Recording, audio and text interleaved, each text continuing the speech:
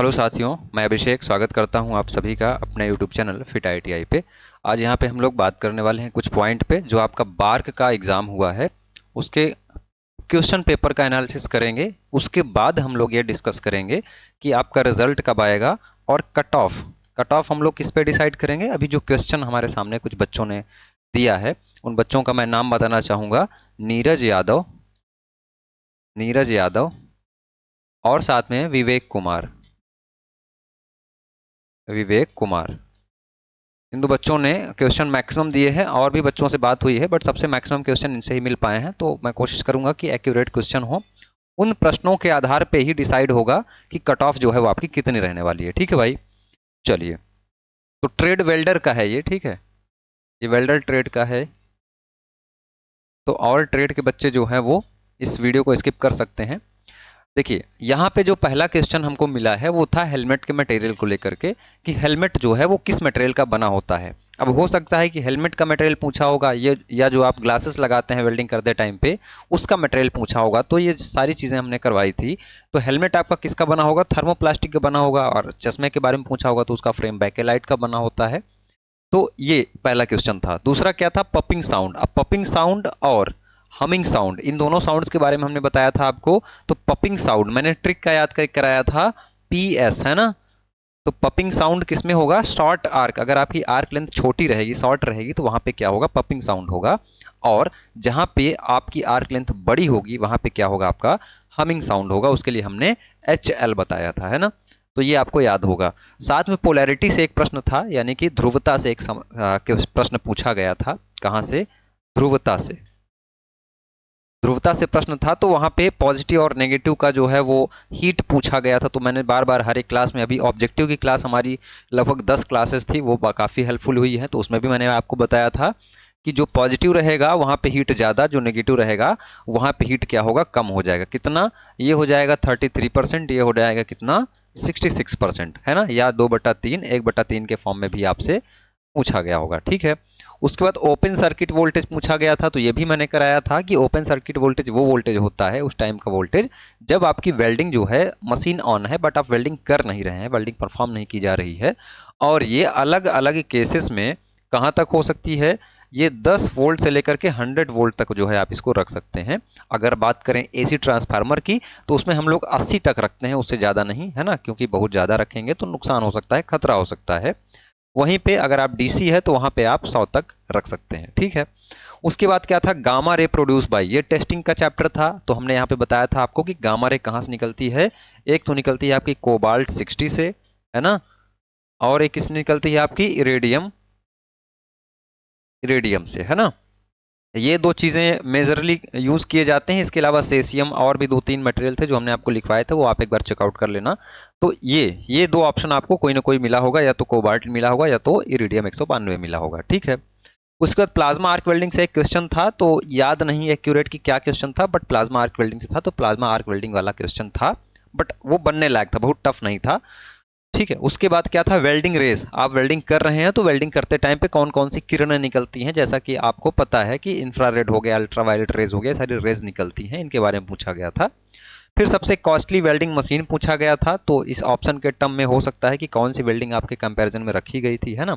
Rectifier है या generator है या ट्रांसफार्मर है, उसके अकॉर्डिंग आप उसको टिक करने वाले थे। ठीक है। फिर और कुछ प्रश्नों के बारे में अगर हम लोग बात करें तो हीट ट्रीटमेंट से आपका क्वेंचिंग पूछा गया था, जो कि सडन कूलिंग, है ना, तुरंत कूलिंग कर दी जाती है, या ऑयल के द्वारा या पानी डाल करके, वाटर डाल करके, जैसे आप किसी लोहे को गर्म करें, स्टील को गर्म करें और उसको तेजी से ठंडा कर दें, वो क्वेंचिंग कहलाती है। फिर एक क्वेश्चन कहाँ से आया था? E7018, है ना। यहाँ से दो प्रश्न पूछे गए थे। यहाँ पे 1 पूछा गया था क्या है और 8 क्या है। तो इलेक्ट्रोड का चैप्टर ऑब्जेक्टिव मैंने कराया है। अगर आप अभी भी किसी आगे परीक्षा की तैयारी कर रहे हैं, रेलवे की या कोई भी अलग एग्जाम की तैयारी कर रहे हैं, तो अभी भी देर नहीं है। ये तो गया, क्योंकि आपका ये पेपर गड़बड़ हुआ है। तो आगे आपका चांस अच्छा बने, इसके लिए आप हमारा फुल कोर्स ज्वाइन करो। ऐप की लिंक मिल जाएगी, फिट ITI ऐप डाउनलोड करो। वहाँ पे आपको 399 में पूरा कोर्स जो है वो कवर कराया गया है, उसको आसानी से आप पढ़िए। और इसकी वैलिडिटी कितनी है? 2 साल तक है ना। तो इसमें आपको 399 में हमारे क्लासेस मिल जाएंगी और आपको नोट्स मिल जाएगी। नोट्स भी बहुत सारी बच्चों के लिए हेल्पफुल हुई हैं, तो बाकी डिस्क्रिप्शन में सारी डिटेल मिल जाएगी। और आपको नीचे स्क्रॉलिंग पट्टी जो चल रही है उसमें हमारा कॉन्टैक्ट नंबर मिल जाएगा, उस पर आप व्हाट्सएप कर सकते हैं। उसके अलावा बट ज्वाइंट के बारे में पूछा गया था, है ना, कि सेम प्लेन पे एक प्लेट को हम लोग जोड़ रहे हैं तो कौन सा ज्वाइंट होगा, तो बट ज्वाइंट था। बट ज्वाइंट से एक प्रश्न आया था। फिर लेजर वेल्डिंग था, इसमें पूछा गया था कि कौन सी रेज से वेल्डिंग की जा सकती है, तो अल्ट्रावायलेट था, इंफ्रारेड था, लेजर ही था, तो लेजर बीम वेल्डिंग एक वेल्डिंग होती है, तो लेजर के द्वारा ही वेल्डिंग पॉसिबल है। उसके बाद लो करंट से कौन सा डिफेक्ट होता है ना, तो ये ऑप्शन के अकॉर्डिंग आपको क्लिक करना था। उसके बाद मोर पेनिट्रेशन, हीलियम या आर्गन, है ना, इसमें से कौन पेनिट्रेशन अच्छा देता है, कौन अच्छी बीड देता है, तो ये आप जब डिटेल लेक्चर कवर करेंगे वहां पे ये सारी चीजें आपकी कवर हो जाएंगी। प्रेशर वेल्डिंग में था, है ना, कि कौन सी जो है वो दाब वेल्डिंग है, तो यहाँ पे भी दाब वेल्डिंग में जो ऑप्शन रहा होगा, फ्रिक्शन फोर्स जो भी रहा होगा वो आपने क्लिक किया होगा। अब अगर हम लोग बात करें अगले क्वेश्चन की, तो एसिटिलीन जो है वो किसमें घोल के रखा जाता है, ये एक प्रश्न था आपका। वाल्व ओपन कैसे करते हैं सिलेंडर का, ये एक क्वेश्चन था। गैस टंगस्टन आर्क वेल्डिंग से बस इतना ही क्वेश्चन मिला है, तो हो सकता है इसका फुल फॉर्म पूछा गया होगा, या ये पूछा गया होगा कि इसमें जो टंगस्टन होता है उसका मेल्टिंग पॉइंट शायद, है ना, क्या पूछा गया होगा, एमपी पूछा गया होगा, मेल्टिंग पॉइंट पूछा गया होगा। फिर क्या था, कंज्यूमर इलेक्ट्रोड किसमें यूज होता है, तो मिग रहा होगा आपके ऑप्शन में, है ना। उसके अलावा एसी से डीसी में कन्वर्ट करते हैं हम लोग, है ना, तो इसके लिए आपसे रेक्टिफायर ऑप्शन में रहा होगा AC to DC. Arc blow को कंट्रोल कैसे करना है, अब आर्क ब्लो को कंट्रोल करने की अलग अलग विधियां हैं, तो कौन सी विधि ऑप्शन में दी हुई है वो ऑप्शन के अकॉर्डिंग सेट होता है। उसके बाद कंटिन्यूअस वेल्डिंग, पतले चादर को करने के लिए कंटिन्यूअस लगातार रेजिस्टेंस वेल्डिंग के बारे में पूछा गया था, तो वो सीम है ना, सीम वेल्डिंग जो है लगातार कंटिन्यूअस वेल्डिंग करती है। कौन सा रेजिस्टेंस का प्रकार नहीं है, तो जिस बच्चे ने बताया है तो उसने ये बोला है कि सर रेजिस्टेंस की स्पॉट वेल्डिंग ही उसमें एक ऑप्शन था, बाकी गैस वेल्डिंग आर्क वेल्डिंग था, तो रेजिस्टेंस वेल्डिंग का हमने बताया भी था। स्पॉट सीम प्रोजेक्शन परक्यूशन ये सारी वेल्डिंग किसमें आती हैं, आपकी रेजिस्टेंस में आती हैं। फिर ग्रेनुलर फ्लक्स किसमें यूज होता है, तो सबमर्ज आर्क वेल्डिंग में दानेदार चूर्णदार जो है वो फ्लक्स यूज करते हैं हम लोग, इसके बारे में था, ठीक है। और क्वेश्चन देखें तो स्टेनलेस स्टील को हम लोग वेल्ड क्यों नहीं कर पाते हैं, 6G पोजीशन कैसी होती है ना, किसको हम लोग 6G पोजीशन बोलते हैं। पाइप वाल की थिकनेस से इलेक्ट्रोड का डाया हम लोग लेते हैं कि पाइप की वाल की थिकनेस कितनी, उस हिसाब से हम लोग इलेक्ट्रोड घटाते बढ़ाते हैं। शॉर्ट पिनिंग भी मैंने आपको बताया था, हथौड़े से चोट मारने वाली प्रक्रिया। थर्मिट वेल्डिंग रेल के रिपेयर या मेंटेनेंस में पटरियों को जोड़ने के लिए यूज की जाती है, ये क्वेश्चन था। बिना इलेक्ट्रिक की कौन सी वेल्डिंग परफॉर्म की जाती है, ये क्वेश्चन था एक। और साथ में आपका क्या था, सुचालक, सबसे अच्छा सुचालक तो कॉपर ऑप्शन में था, हो सकता है कि और भी कुछ मटेरियल रहे होंगे ऑप्शन में। तो देखिए एक्यूरेट क्वेश्चन तो हमको नहीं मिल पाए हैं, बट इसको देख करके कुछ हम लोग कट ऑफ का प्रेडिक्शन कर सकते हैं कि कितनी कट ऑफ रही होगी।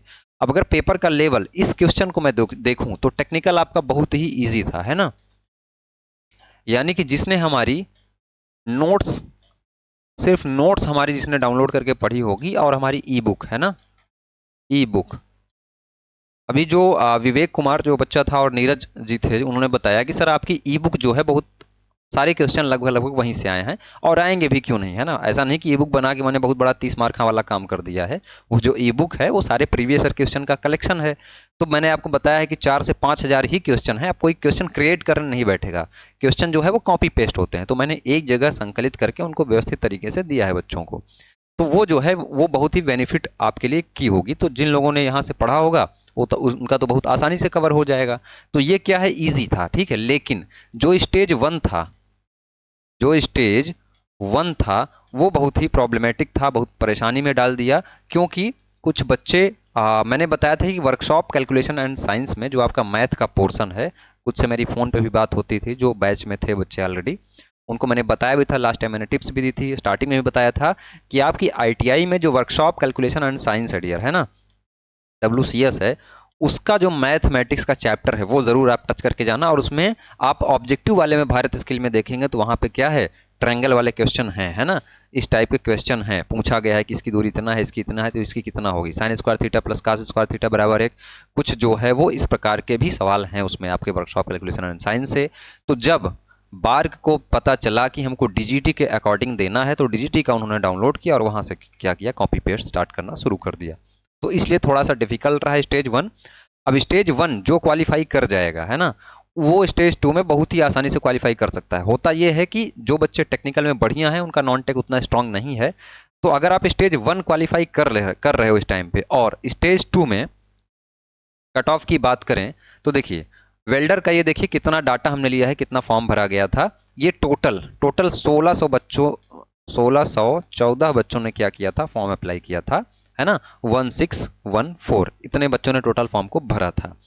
अब ये क्या है, ये जनरल की सीट है, ये क्या है, ये यूआर है, ये ईडब्ल्यूएस है, और ये क्या है आपका ओबीसी है ना, ये आपका ओबीसी है, और साथ में ये क्या है फिर आपका एससी और एसटी है ना।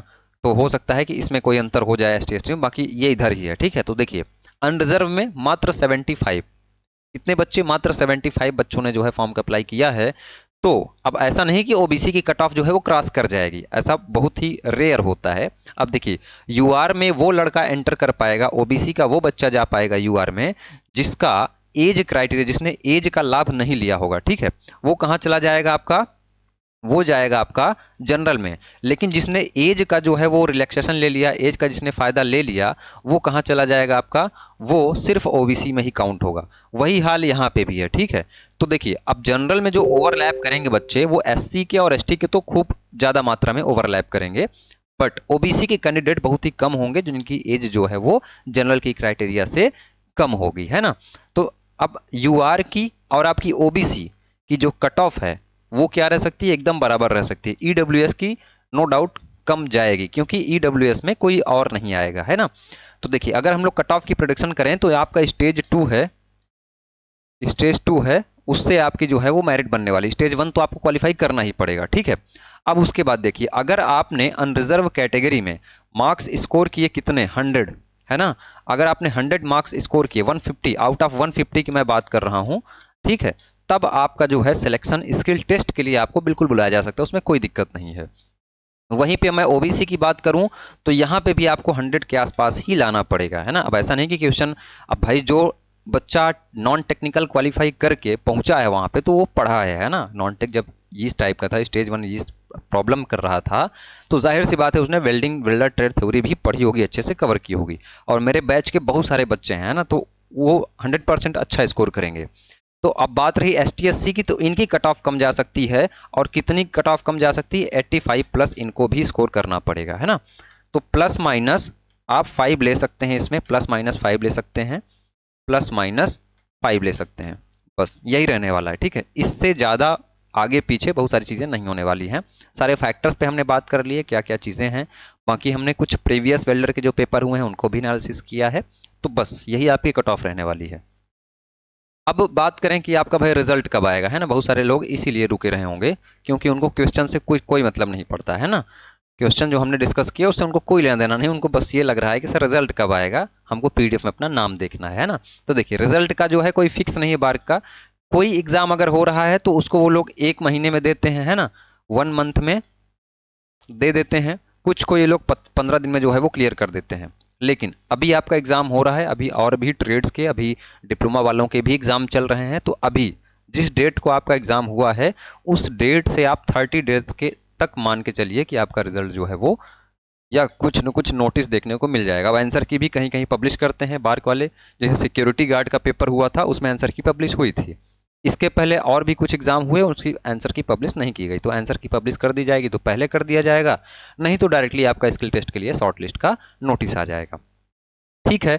तो ये रही बात। बाकी अगर और भी एग्जाम के लिए, अभी रेलवे के लिए आप पढ़ रहे हो तो हमारा कोर्स है, आप लोग उस कोर्स को ज्वाइन करिए। एक कोर्स 399 का है, एक कोर्स हमारा 599 का है ना।